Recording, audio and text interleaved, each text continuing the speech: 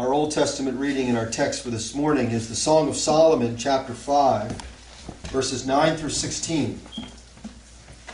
Find Psalms, then Proverbs, Ecclesiastes, Song of Solomon. Our text this morning starts on page 675 in your Geneva Bible. Our text will concern verses 9 through 16.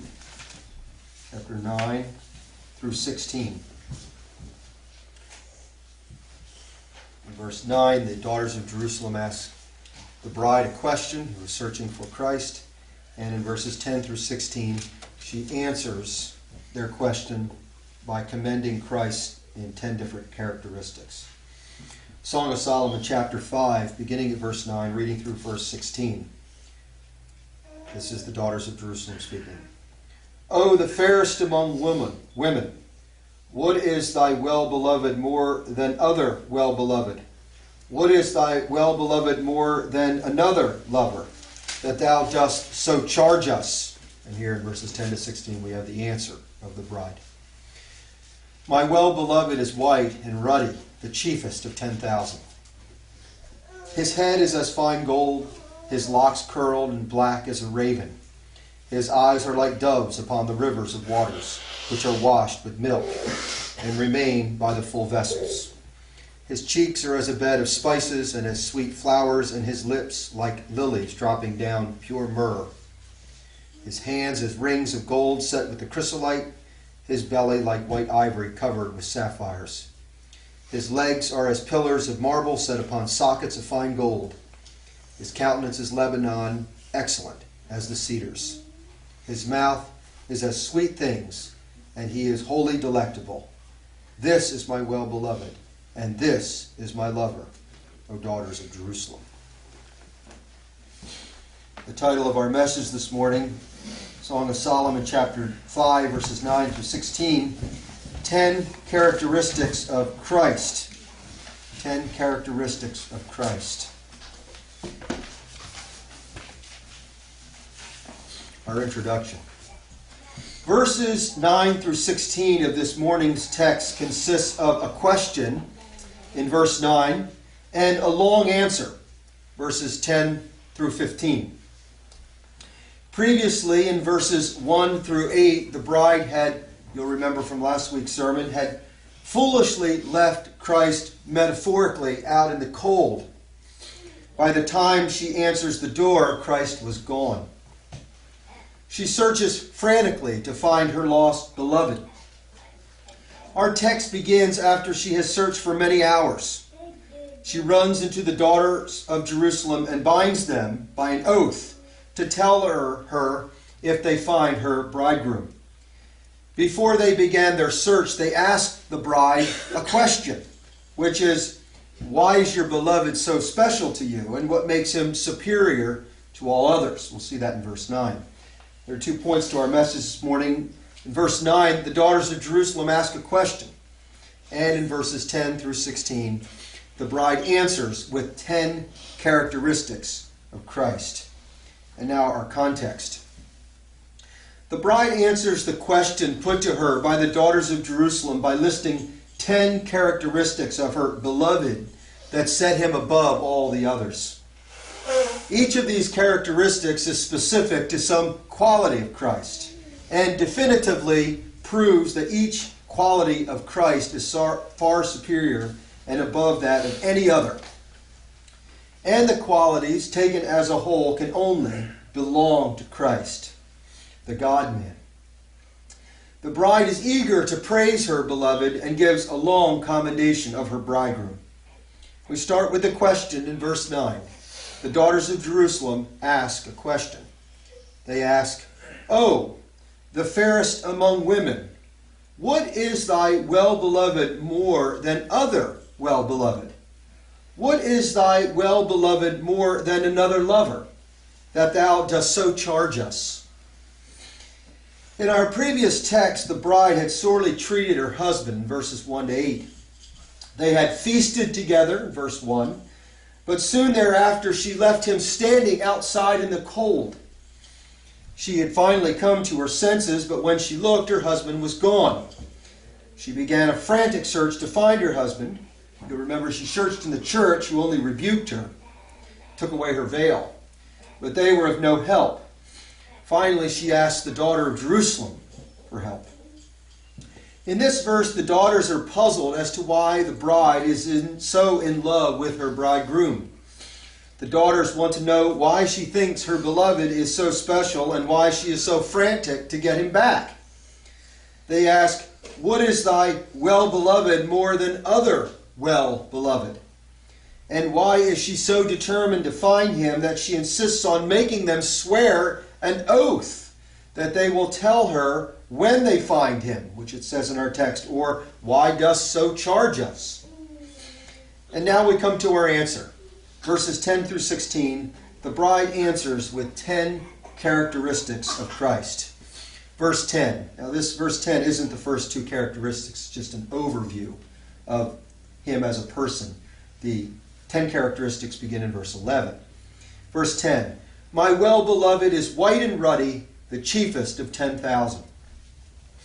The bride begins with an overall commendation of the bridegroom so that the daughters of Jerusalem could understand why her love for him was superior to all other loves.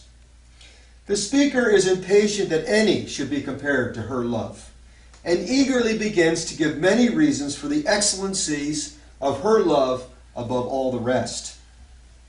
Knowing Christ spiritually will cause far greater affections than can ever be found in physical beauty.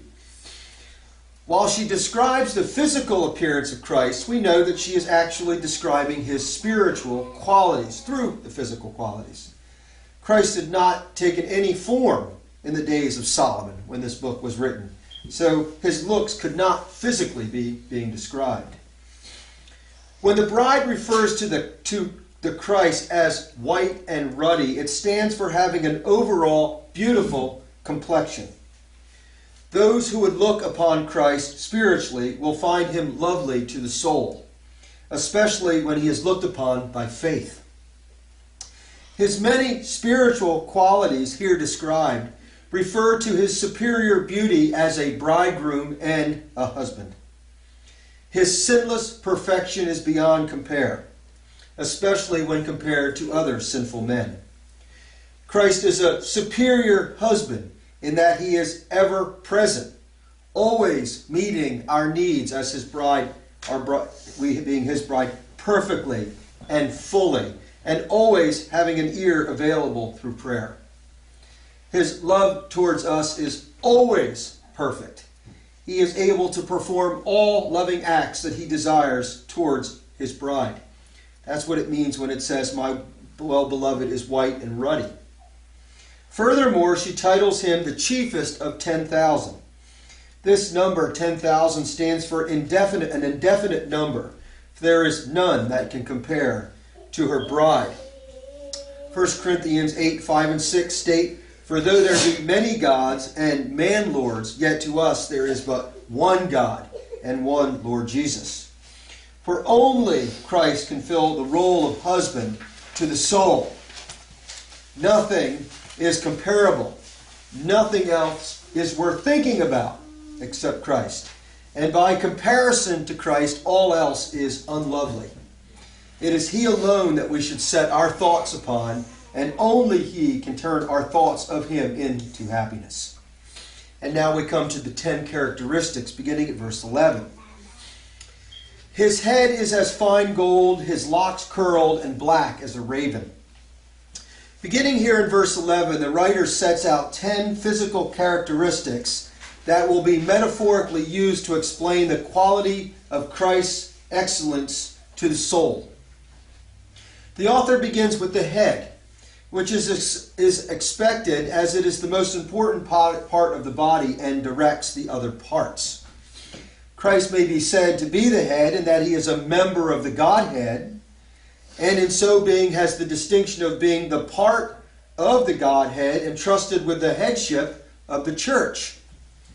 It not only signifies his leadership and status, but also his importance to the rest of the body, which may be thought of as his importance to the church.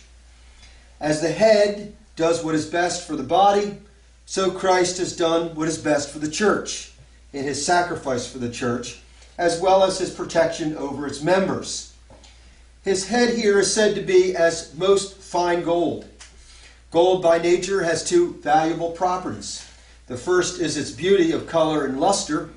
The second is its solid properties, of which can be made use of for jewelry and other items of gold. The text, however, is not comparing Christ simply to gold, but showing that he is superior to gold.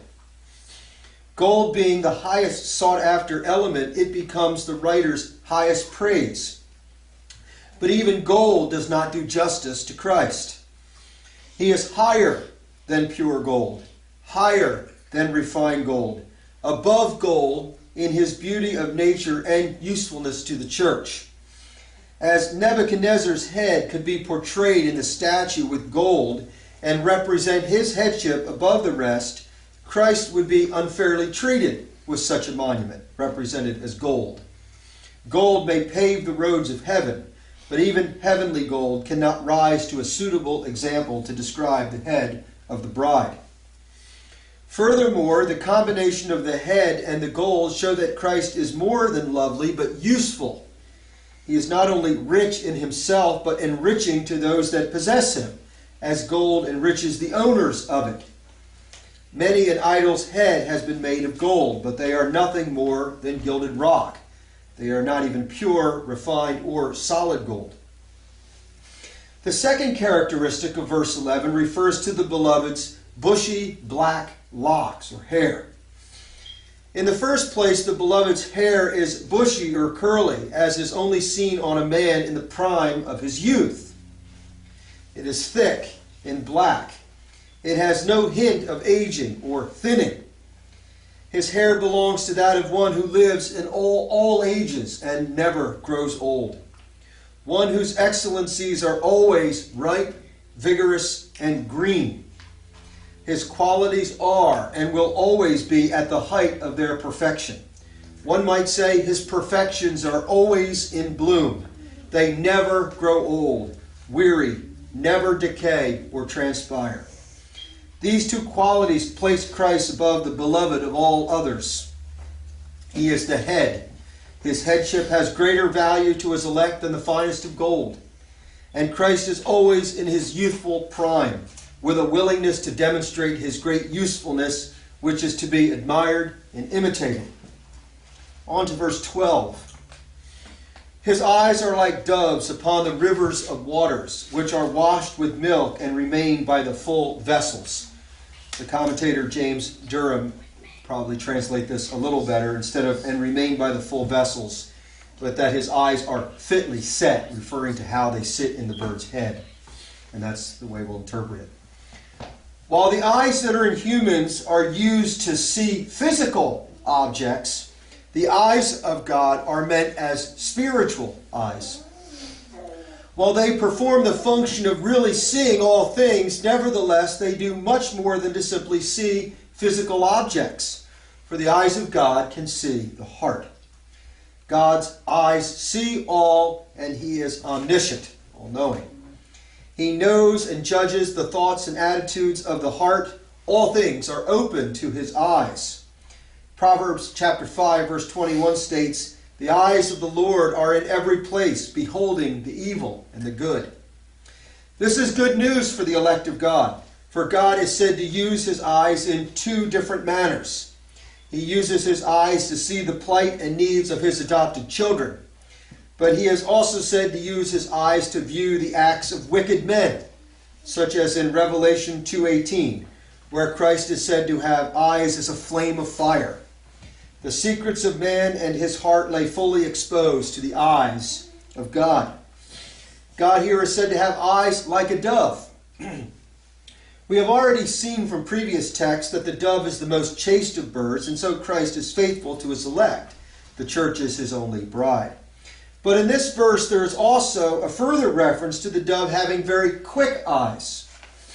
In the same manner, Christ's eyes go to and fro throughout the world, seeing all things.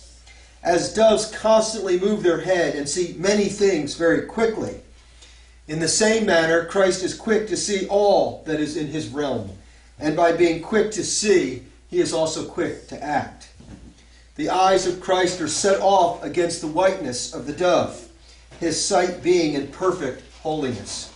As the white feathers of the dove are given additional meaning by the use of the word milk, white color, the reader sees the beloved as superior in holiness to any other being, as the dove is superior in its whiteness to any other bird.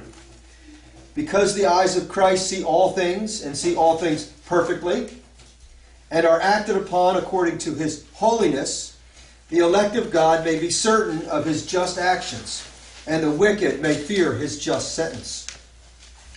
The bride goes on to add that the eyes already described as that of like a dove, and particularly attractive, set off against the milk-white holiness of the body, now describes their location as making him most attractive. His eyes are fitly set, just so as to see all things and to act upon them in his perfect timing. Verse 13, the fourth and fifth characteristic. His cheeks are as a bed of spices and as sweet flowers, and his lips like lilies dropping down pure myrrh. The fourth and fifth lovely attributes of the beloved are mentioned in verse 13, the fourth being the cheeks. His cheeks are compared to a bed of spices and as sweet flowers.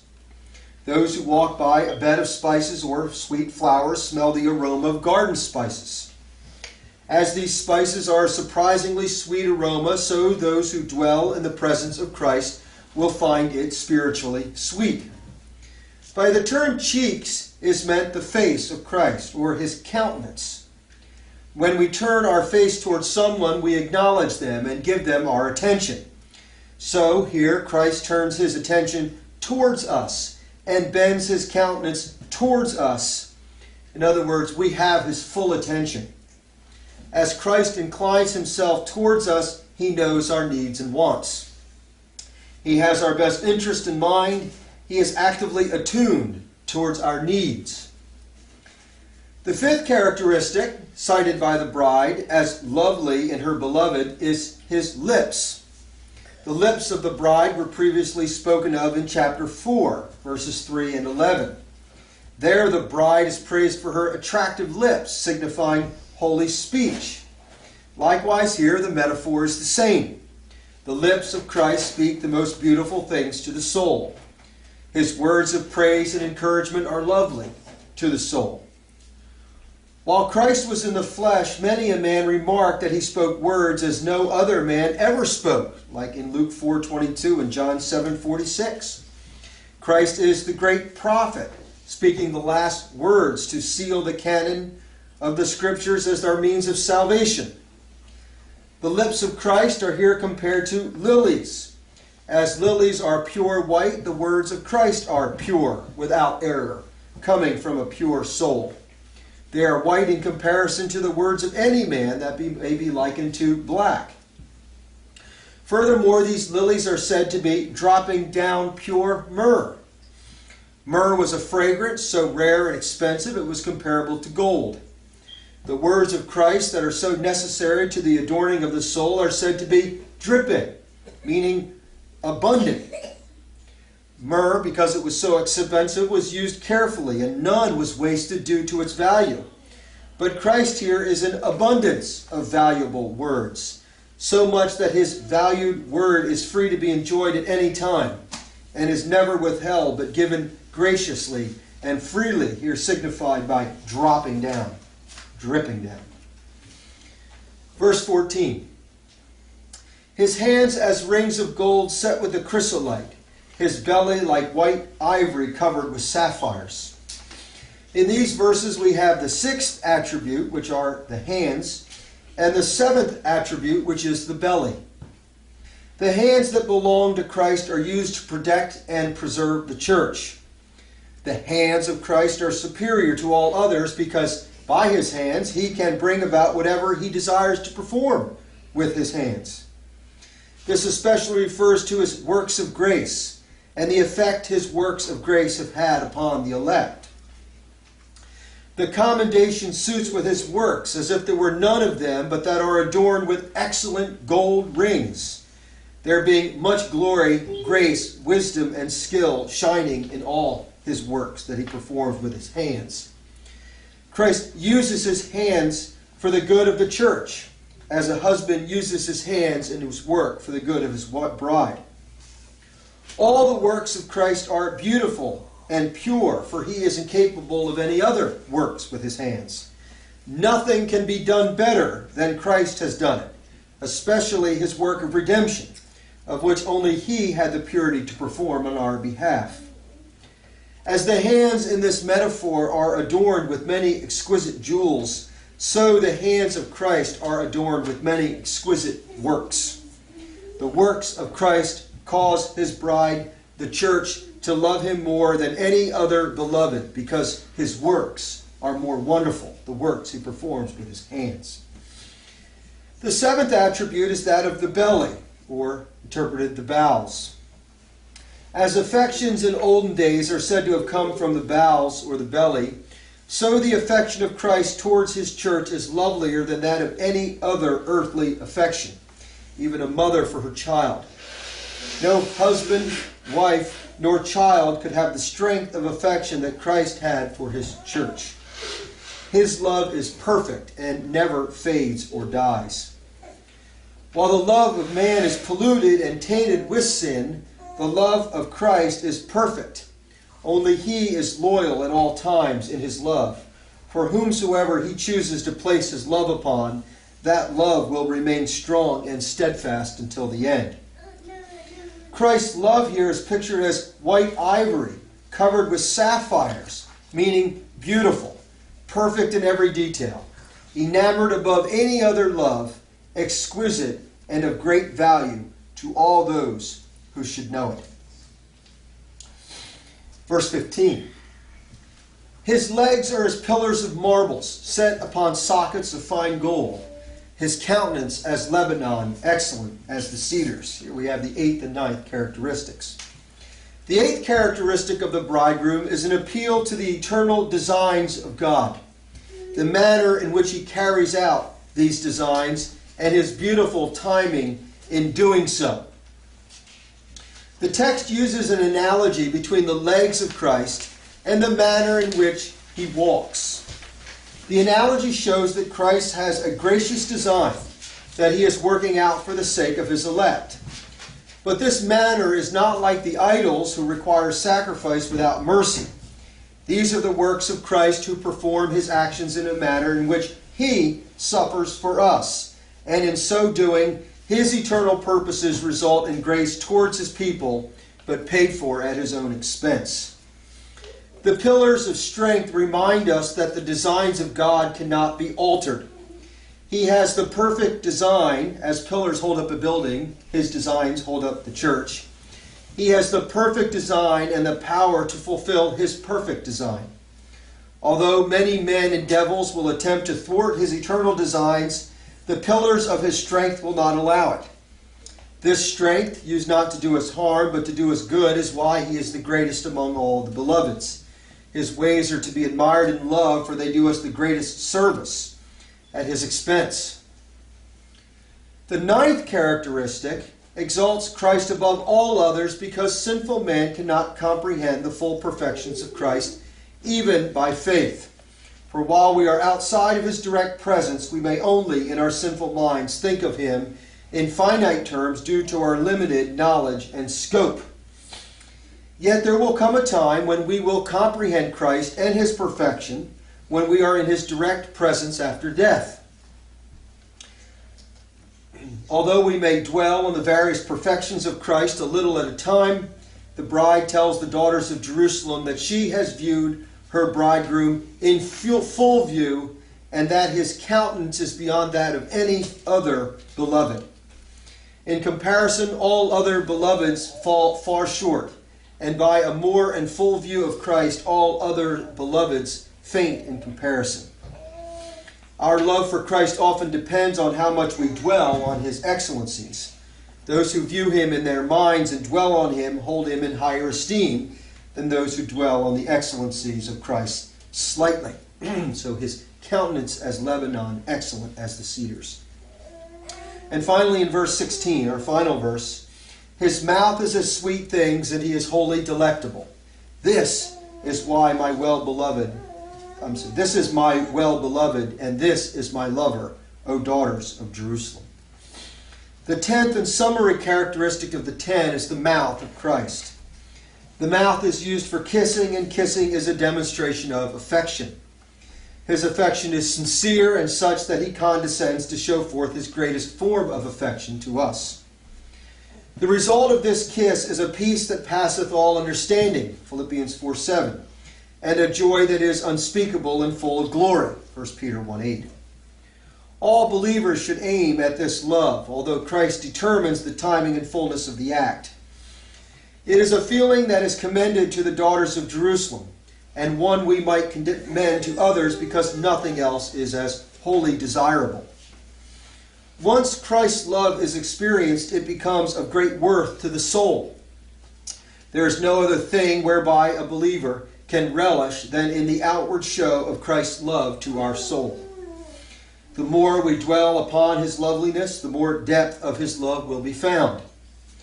Once we've experienced this love, we will find nothing else as desirable, for he is wholly lovely. Even in his humiliation, his works towards us were lovely to behold. Where Christ is not held up to be the chief of desires, there will be disappointment. It is this beloved who is the shortcut to happiness. All other desires, not found in him, are vaporous. But once he is exalted as the beloved, his love never disappoints. The verse closes when the bride turns to the daughters of Jerusalem after having answered their question and declares, "This is my well-beloved, and this is my lover, O daughters of Jerusalem." The answer of the bride should be the answer of the church to all doubters. And from her profitable answer, we should learn these 4 things.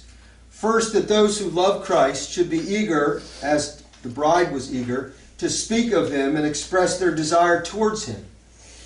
Secondly, those who love others will endeavor to make Christ known to others. Thirdly, it is our duty to instruct others in the knowledge of Christ, as she instructs the daughters of Jerusalem. And fourthly, it is the desire of the bride to commend Christ and always be ready with an answer. And likewise, it is our duty to always be ready with an answer commending Christ. And now our application.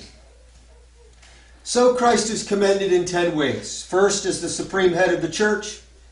Secondly, superior to any golden image or statue of any other god. He has, thirdly, eyes like a dove, eyes that are dove-like in his omniscience, which searches the world and rewards and defeats all purposes in perfect holiness. Fourth, his cheeks show that his countenance is always towards us. Fifth, his lips speak words of saving faith and comfort to the soul. 6, his hands are put to the work of building the church, which is adorned with rings to show the wonderful priceless works of his hands. 7th, the belly of Christ shows forth his great affection for his church. This love is superior to our love and perfect at all times. 8th, his legs support his perfect design as pillars, support a building. 9th, his overall countenance is always towards us. And finally, 10th, his mouth is commended, whereby by his kisses he communicates his great love and affection for the church.